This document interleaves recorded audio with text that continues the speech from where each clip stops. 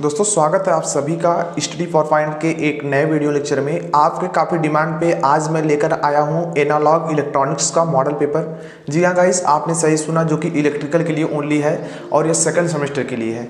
और यहाँ पे मैं बता दूँ कि इस पेपर को काफ़ी स्टूडेंट जिसमें इलेक्ट्रॉनिक्स का पार्ट होगा वो देख सकते हैं, चाहे वो इलेक्ट्रॉनिक्स ब्रांच से हो या अदर भी ब्रांच हो या कंप्यूटर साइंस वाले ब्रांच से हो, उनके लिए भी इंपॉर्टेंट होने वाला है। आज मैं दिखाऊंगा कि किस तरीके से क्वेश्चन पेपर इसमें आता है और आपको कैसे मिलेंगे, क्या सिलेबस टाइप्स के जो क्वेश्चंस बनते हैं किस टाइप्स को क्या चेंज भी हो सकते हैं, इसके बारे में भी मैं बताने वाला हूं। तो देख लीजिए, पेपर कुछ इसी तरीके का होगा, लिखा रहेगा इवन सेमेस्टर। और यह पेपर मैंने जब सेकंड सेमेस्टर में था तब मैं ये पेपर दिया था। तो देख सकते हैं second semester electrical and electrical IC industrial control, जो कि मेरी आईसी ब्रांच थी, तो इसके लिए था। एनालॉग इलेक्ट्रॉनिक्स का पेपर है, 2.5 घंटे में अटेम्प्ट करना होता है। मैक्सिमम मार्क्स जो होंगे 50, मिनिमम 17 होंगे। ऑल अटेम्प्ट क्वेश्चन, मतलब जितने भी क्वेश्चन अटेम्प्ट करने सबको करने हैं और प्रत्येक क्वेश्चन के पहले लिखा भी रहता है। और स्टूडेंट के लिए यहाँ न्यूमेरिकल के लिए डाटा क्वेश्चन बोथ प्रीवियस इस तरीके कुछ आपको यहाँ पे हिंदी इंग्लिश वाला मिल जाएगा। एंड उसके बाद जो आपका यहाँ mobile phone and pager not allowed है, तो आप यहाँ पे कैल्सी, हाँ मैं एक बात बता दूँ, कैल्सी इसमें यूज़ कर सकते हैं, इस बात का आपको ध्यान रखें क्योंकि यहाँ न्यूमेरिकल्स आते हैं। लेकिन मोबाइल फोन्स एंड पेज, जो आपका पेज होता है वो सब नहीं ले जाना है आपको, ठीक। मतलब कैल्सी जो साइंटिफिक कैल्सी होती है उसकी मैं बात कर रहा हूँ, और 100 ml से कम होनी चाहिए, इस बात का आपको ध्यान रहे। मैं कहना चाहूँगा इस वीडियो को लाइक करने की कोई आवश्यकता नहीं, बस शेयर की आवश्यकता है ताकि सभी का बेनिफिट यहाँ से हो सके। क्वेश्चन नंबर 1 की बात करते हैं, जिसमें आपको सिर्फ 2 क्वेश्चन करने हैं। 5 मार्क्स का एक क्वेश्चन है, 10 नंबर आपको यहाँ से मिल जाएंगे। लेकिन मैं बताना चाहूँगा ये जो यहाँ रूल्स है, 5 मार्क्स का बार बार पूछा जा रहा है, ये चेंज भी हो सकता है। 2-2 मार्क्स में आने लगे क्वेश्चन, तो ये BTUP बार बार चेंज भी करता रहता है। आइए देखते हैं सबसे पहला क्वेश्चन नंबर 1 का ए। अगर आपका इसका PDF चाहिए तो भी कमेंट करेंगे कि इसका सॉल्व का हमें PDF चाहिए, मतलब या हमें इसका कैसे पेपर अटेम्प्ट करना है उसके बारे में भी चाहिए। चलिए पहला क्वेश्चन देखते हैं। What is Zener breakdown? Very important question है। जीनर ब्रेकडाउन क्या होता है आपको बताना है। एंड आपको क्या करने हैं, draw the characteristic graph of Zener diode. मतलब कहने का मतलब यार इतना ईजी है ना, जीनर ब्रेकडाउन के बारे में बता देना। एंड इसकी जो कैरेक्टरिस्टिक्स होती है ना, बस इसके बारे में आपको कैरेक्टरिस्टिक इसकी डिफाइन कर देनी, यानी अभिलक्षण। अब चलिए हम दूसरे नंबर पर बात करते हैं। क्वेश्चन नंबर 1 का जो बी है, इसको क्या कहा जा रहा है? कहा जा रहा है explain the working of full wave bridge rectifier with the help of circuit diagram. कहने का मतलब मैं आपको एक बात यहाँ पर ध्यान दिला दूंगा, आप हिंदी वाला पेपर, जो काफ़ी स्टूडेंट होते हैं हिंदी वाला पेपर देख के करते हैं, मैं कहूँगा इंग्लिश वाला देखकर करना, नहीं तो गलत हो जाएगा। क्योंकि मेरा भी क्वेश्चन यहाँ से एक क्वेश्चन गलत हो गया था, जो कि यही वाला क्वेश्चन था। यहाँ पे देखिए इन्होंने कहा है फुल वेव ब्रिज रेक्टिफायर करने को, बट मैंने पेपर में फुल वेव रेक्टिफायर कर दिया था। हालांकि दोनों तो सही हैं, लेकिन ब्रिज और फुल वेव में थोड़ा सा अंतर होता है, क्योंकि यहाँ 4 डायोड यूज़ किए जाते हैं, जबकि फुल वेव में हमारा क्या होता है, मतलब 2 डायोड का सिर्फ यूज किया जाता है। इस बात का ध्यान रहे। तो मैं चाहता हूं कि आपके साथ वह गलती ना हो, इसलिए आप क्या करेंगे, हिंदी वाला ना देखते हुए इंग्लिश वाले को देखेंगे। अगर नहीं समझ में आता है, अगर नहीं समझ में आता है तो जो इस समय गाइड ही कर रहे होंगे जो भी टीचर, उनसे आप जरूर पूछेंगे। चलिए क्वेश्चन नंबर हम 1 का सी की बात कर लेते हैं, जो कि कहा जा रहा है describe the working of Zener diode as a voltage regulator with the help of circuit diagram. दोस्तों ये बहुत ही अच्छा है।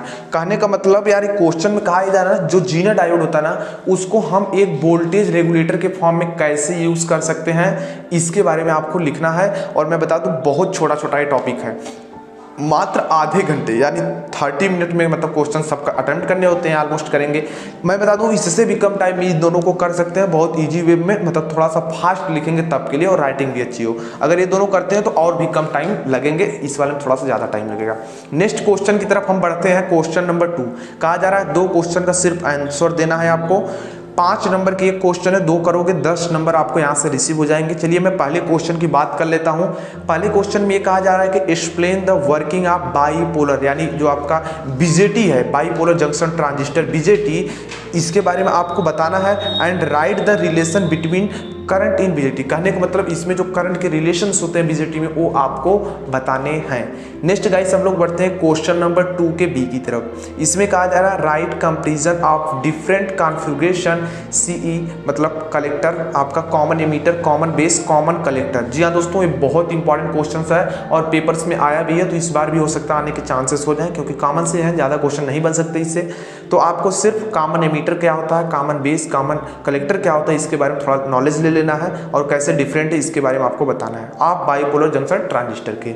चलिए हम लोग बढ़ते हैं next number, question number C, 2 का सी क्वेश्चन है जो कि कहा जा रहा है name different biasing circuit of transistor. जो आपके ट्रांजिस्टर की बायसिंग होती है उसके आपको नाम लिखने की, इस तरह बायसिंग कर सकते हैं। एंड आपको क्या करना है, explain how biasing stabilisation of the obtained in self biasing circuit. जी हाँ दोस्तों, सेल्फ बायसिंग सर्किट क्या होता है इसको आपको डिटेल्स में एक्सप्लेन कर देने हैं, तभी आपको 5 मार्क्स मिलेंगे। अगर इसके सॉल्व चाहिए तो कमेंट बॉक्स में कमेंट करेंगे, इस बात का आपको ध्यान रहे। चलिए हम बढ़ते हैं नेक्स्ट क्वेश्चन की तरफ, क्वेश्चन नंबर 3। अभी हिंदी वाला वर्जन भी दिखाएंगे, इस साइड में है। तो आप देखिए क्वेश्चन नंबर 3 किस तरीके से आता है। क्वेश्चन नंबर 3 में ये भी 5 मार्क्स का एक क्वेश्चन आता है, 2 करने होंगे और 10 मार्क्स आपको यहाँ से रिसीव हो जाएंगे। और मैं एक बात और बता दूं, पेपर जो आपकी कॉपी आती है बोर्ड की, उसमें कहा जाता है पेपर कोड भर दीजिए, तो उसके स्थान पे आप क्या करेंगे, आप ए वाला कोड भरेंगे, ना कि ए वाला कोड या इसके पहले जो ए वाला कोड होता है ए वाला नहीं भरेंगे, जिससे कि आपकी कॉपी में गलत हो जाएगा और आपके मार्क्स नहीं चढ़ पाते हैं। यही कारण होता है जो कि मार्क्स MW शो करता है। चलिए मैं बता देता हूँ क्वेश्चन नंबर 3। क्वेश्चन नंबर 3 में जो यही बात है, तो चलिए पहला नंबर क्वेश्चन देखते हैं। क्वेश्चन नंबर 3 का एक कहा जा रहा है give detailed description of single turn voltage amplifier. कहने का मतलब आपको सिंगल टर्न वोल्टेज एम्पलीफायर क्या होता है, कहने का मतलब जो आपका सिंगल फेज ऐसे कर लो, मतलब एक समझाने के लिए मैं बता रहा हूँ, सिंगल फेज के जैसे वोल्टेज एम्पलीफायर कोई है तो वो कैसे होता है इसके बारे में आपको डिटेल्स में बताना। देखिए डिटेल बोल भी दिया है, तभी 5 नंबर मिलेंगे। नेक्स्ट आपका आता है explain constructions operations and characteristic मतलब अभिलक्षण। ठीक है, कैरेक्टरिस्टिक मतलब अभिलक्षण ऑफ जेफिट। जेफिट जो है ना बहुत ईजी है, जेफिट का आपको कंस्ट्रक्शंस लिख देने हैं, ऑपरेशंस लिख देने हैं एंड कैरेक्टरिस्टिक्स बना देनी है और आपको 5 नंबर यहाँ से मिल जाएंगे। चलिए हम बढ़ते हैं क्वेश्चन नंबर 3 के सी की तरफ। इसमें कहा जा रहा है explain the transistor biasing and stabilisation of operating point. कहने का मतलब कि यहाँ एक क्वेश्चन बन रहा है, कहा यह जा रहा है कि ट्रांजिस्टर की बायसिंग क्या होती है एंड ट्रांजिस्टर का जो स्टेबलाइजेशन जो होता है उसके बारे में, ऑफ ऑपरेटिंग पॉइंट के बारे में आपको मतलब इसके मिलाते हुए दोनों पॉइंट पे आपको डिटेल्स में बता देने हैं। इस तरीके से क्वेश्चन नंबर 3 एंड हुआ। चलिए हम बढ़ते हैं क्वेश्चन नंबर 4 की तरफ। इसमें कहा जा रहा है कि भाई 5 नंबर की एक क्वेश्चन है, 2 आपको यहाँ से बोला जा रहा है करिए और 10 मार्क्स रिसीव हो जाएंगे। मैं एक बार फिर से कहना चाहता हूँ, यहाँ पे सभी क्वेश्चन 5-5 मार्क्स के आ रहे हैं। ये शेड्यूल चेंज भी हो सकता है, 2-3 मार्क्स की स्टार्टिंग भी हो सकती है। आप देखिए 4 नंबर का जो क्वेश्चन है उसका फर्स्ट क्वेश्चन ए जो ए नंबर का है, इसमें क्या है, तो फर्स्ट नंबर में क्या कहा जा रहा है, explain the working of single stage common ammeter. Single stage common ammeter से सी बोलते हैं transistor amplifier with the help of diagram की मदद से आपको इसके बारे में आपको लिखना है, जो कि बहुत ये भी ईजी है, ज़्यादा है नहीं, 1-2 पेज का है, याद कर लेंगे बिल्कुल ईजी तरीके से। चलिए हम बढ़ते हैं क्वेश्चन नंबर 4 के बी की तरफ। क्या कहा जा रहा है, देखिए बहुत इंपॉर्टेंट क्वेश्चन है, एसी लोड लाइन और डीसी लोड लाइन।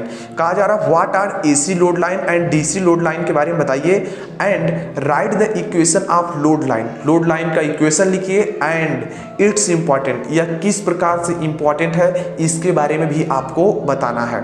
चलिए गाइस हम लोग बढ़ते हैं क्वेश्चन नंबर 4 के सी की तरफ। इस क्वेश्चन में कहा जा रहा है describe the classification of amplifier on the basic of frequency and, मतलब फुल स्टॉप। यहाँ पे कहने का मतलब ऐसा एम्पलीफायर बताओ क्लासिफिकेशन को, एम्पलीफायर जो कि फ्रीक्वेंसी के आधार पर एम्पलीफायर का आपको क्लासिफिकेशन करना है and also given their frequency range. कहने का मतलब और जो आपकी फ्रीक्वेंसी है उसको किस तरीके से हम बढ़ा सकते हैं, उसकी रेंज को कैसे बढ़ा सकते हैं, कौन से एम्पलीफायर का यूज़ करके बढ़ा सकते हैं, इसके बारे में आपको बताना है। नेक्स्ट गाइस लास्ट क्वेश्चन आपका चला क्वेश्चन नंबर 5। इसमें भी वही पुराना काम, 2 क्वेश्चन करने होंगे, 5 मार्क्स के ये क्वेश्चन, 2 करोगे 10 मार्क्स मिल जाएंगे। फर्स्ट आपको यहाँ पे जो क्वेश्चन करना है 5 का ए में कहा जा रहा है draw the circuit diagram of emitter follower amplifier. Emitter follower जो आपका एम्पलीफायर होता है इसका आपको सर्किट डायग्राम से बना देने हैं एंड गिव इट्स कैरेक्टरिस्टिक, इसके अभिलक्षण को भी आपको लिखना होगा डिटेल्स में, तभी आपको 5 मार्क्स दिए जाएंगे। चलिए हम बढ़ते हैं क्वेश्चन नंबर 5 के बी की तरफ। इस क्वेश्चन में कहा जा रहा है explain working of a transformer coupled amplifier. Very important और वेरी इजी, ध्यान दीजिएगा। ट्रांसफार्मर कपल्ड एम्पलीफायर के बारे में आपको एक्सप्लेन करना है और इसका क्या एप्लीकेशन होता है, कहाँ पर यूज होते हैं, क्या इसका अनुप्रयोग है, इसके बारे में आपको सिर्फ बताना है। नेक्स्ट गाइस हम लोग बढ़ते हैं क्वेश्चन नंबर 5 का सी। क्या है इसमें कहा जा रहा है कि explain the importance of impedance matching in power amplifier. जो पावर एम्पलीफायर होते हैं, पावर एम्पलीफायर मतलब क्या, जो हाई करंट और हाई वोल्टेज पे एम्पलीफायर्स यूज होते हैं, उसमें इम्पीडेंस मैचिंग किस प्रकार से इंपॉर्टेंट है इसके बारे में आपको एक्सप्लेन करना है, तभी आपको यहाँ से 5 मार्क्स दिए जाएंगे। सो गाइस इस तरीके से तो पेपर हो गया आपका हिंदी वर्जन का। अब काफी दोस्त होंगे जो कि मतलब इंग्लिश वर्जन को, सॉरी फॉर दैट, यहाँ पे इंग्लिश वर्जन हो गया। अब हम लोग देखते हैं हिंदी वर्जन का क्या खेल है। हिंदी अनुवाद दे दिया है, सभी प्रश्नों के उत्तर देना है, वही काम पुराना। प्रश्न नंबर 1 है, किन्हीं निम्नलिखित में से किन्हीं 2 प्रश्नों को उत्तर दीजिए। 5 का 1 है, 2 करने पड़ेंगे आपको, 10 दिए जाएंगे। जीनर ब्रेकडाउन क्या है और उसके अभिलक्षण ग्राफ खींचिए। तो मैं कहना चाहूँगा काफ़ी स्टूडेंट होते हैं हिंदी देखकर सिर्फ उत्तर देने लगते हैं, तो आप यहाँ पे क्या करेंगे, हिंदी तो देखेंगे, साथ में इंग्लिश वाले पर भी जाएंगे और उन्हें देखेंगे कि क्या भाई साहब इनसे मिल रहे हैं कि नहीं। थोड़ा भी डाउट्स है तो जो इस समय गाइड कर रहे होंगे टीचर्स, उनसे आप पूछेंगे। अगर नहीं समझ में आता है, मतलब क्वेश्चन नहीं पूछेंगे, क्वेश्चन का मतलब क्या, बस ये पूछेंगे, आंसर नहीं पूछना है, ठीक है। तो जीनर ब्रेकडाउन वाला था। दूसरा क्या है, फुल वेव ब्रिज रेक्टिफायर की वर्किंग समझानी थी विद सर्किट डायग्राम की मदद से। एंड जीनर डायोड जो वोल्टेज रेगुलेटर की तरह कैसे काम करता है, चित्र की मदद से आपको समझाना था। नेक्स्ट क्वेश्चन वही है पुराना कि 5 नंबर का 2 करना है, 10 मिलेंगे। आपका क्या है, द्विध्रुवी ट्रांजिस्टर बीजेटी की वर्किंग एंड बीजेटी में धारा के रिलेशंस बताने हैं। नेक्स्ट गाइस आपका आता है ट्रांजिस्टर के कॉन्फ़िगरेशंस हैं, जो कि common emitter, common base, common collector हैं, जो कि वेरी इजी के अंतर्गत आते हैं, और इसका आपका तुलनात्मक अल्फा बीटा गामा में संबंध के साथ देने हैं। नेक्स्ट आपका जो यहाँ पे उसी तरीके से ट्रांजिस्टर के विभिन्न बायस परिपथ के नाम बताइए, किस तरीके से कितने प्रकार से हम बायसिंग कर सकते हैं। एंड अस्थायीकरण बायसिंग जो होता है ना, बायस परिपथ में अस्थायी बायसिंग कैसे प्राप्त कर सकते हैं, इसके बारे में आपको बताना है। नेक्स्ट गाइस आपका आता है निम्नलिखित में से किन्हीं 2 प्रश्नों के उत्तर दीजिए। कौन कौन से हैं, सबसे पहला जैसे एकल ट्यून्ड बोलते हैं, एकल ट्यून्ड वोल्टेज एम्पलीफायर की विस्तृत आपको देना है, ध्यान देना, डिटेल्स में देने तभी 5 मिलेंगे। उसके बाद जेफेट की संरचना, प्रचालन, अभिलक्षण के बारे में बताना है। नेक्स्ट इसका जो क्वेश्चन आता है वो ट्रांजिस्टर अभिनति एवं प्रचालन, ट्रांजिस्टर के अभिनति एवं प्रचालन यानी ऑपरेटिंग पॉइंट के स्टेबलाइजेशन के बारे में आपको वर्णन करने हैं। चलिए देख लेते हैं कुछ और हिंदी में जो क्वेश्चंस करके दिए हैं हिंदी वर्जन ट्रांसलेट में। क्वेश्चन नंबर 4 में वही पुराना खेल है भाई, 5 का 1 है, 2 करोगे 10 मिलेंगे और 2 करने भी हैं। पहला क्वेश्चन जो गाइस आपका आ रहा है, एकल चरण कॉमन एमीटर। देखा आपने कितना बड़ा सा नाम दे दिया और समझ नहीं, जबकि इंग्लिश वाला जो हमारा था देखो तुरंत समझ में आता, हमें क्या करना था, single stage common ammeter transistor का क्या करना था, इसकी वर्किंग को बतानी थी। जबकि हिंदी वाले देखने पे उतना अच्छे से नहीं समझ में आ रहा है, इसलिए आप क्या करेंगे, इंग्लिश वाले को भी देखेंगे और जब याद कर रहे होंगे तो इंग्लिश वाला में ही याद करेंगे थोड़ा सा उसकी हेडिंग। उसके बाद आपको बताना है दूसरा क्वेश्चन 4 का बी जो आपका है वह है वो डीसी एवं एसी लोड लाइन, भार लाइन हो या एसी लोड लाइन बोलते हैं इसको, इसके आपको बताना है। एंड जो लोड लाइन है इसके समीकरण को लिखना है और इसके महत्व पर, क्या इसका इंपॉर्टेंस है, उस पर प्रकाश डालना है। प्रकाश डालने के मतलब नहीं कि लाइट से प्रकाश डालेंगे, इसके बारे में आपको लिखना होगा। नेक्स्ट बढ़ते हैं क्वेश्चन नंबर 4 के स पर या तीसरे क्वेश्चन पर इसके, तो आपका है कि आवृत्ति के आधार पर प्रवर्धन, मतलब फ्रीक्वेंसी के आधार पर जो एम्पलीफायर्स होते हैं उनका क्लासिफिकेशन करें। एंड इनकी आवृत्ति यानी फ्रीक्वेंसी जो है वो कैसे हम इंक्रीज करा सकते हैं, इसके बारे में आपको बताना है। नेक्स्ट क्वेश्चन 5 और लास्ट क्वेश्चन है जो कि कहा जा रहा है निम्नलिखित में से किन्हीं 2 प्रश्नों के उत्तर दीजिए। पहला क्वेश्चन आपका क्या है, एमीटर फॉलोअर प्रवर्धक का परिपथ खींचिए। उसके बाद इसके अभिलक्षण क्या है इसके बारे में आपको बताना है।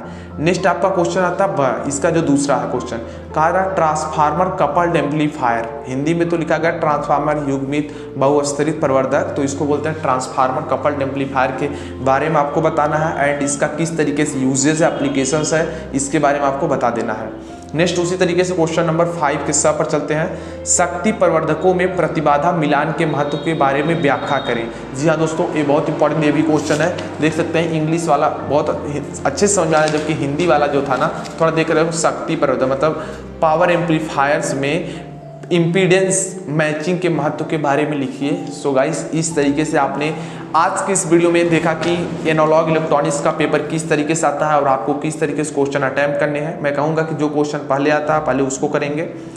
आई होप गाइस आपको ये वीडियो पसंद है तो वीडियो को लाइक करें, नए हो तो हमारे यूट्यूब चैनल को सब्सक्राइब कर लीजिए ताकि फ्यूचर में आने वाली अपडेट्स एंड मोर वीडियोस की नोटिफिकेशन आपको सबसे पहले मिल सके। कोई क्वेरी है तो कमेंट बॉक्स में पूछ सकते हैं। Thanks for watching, good bye.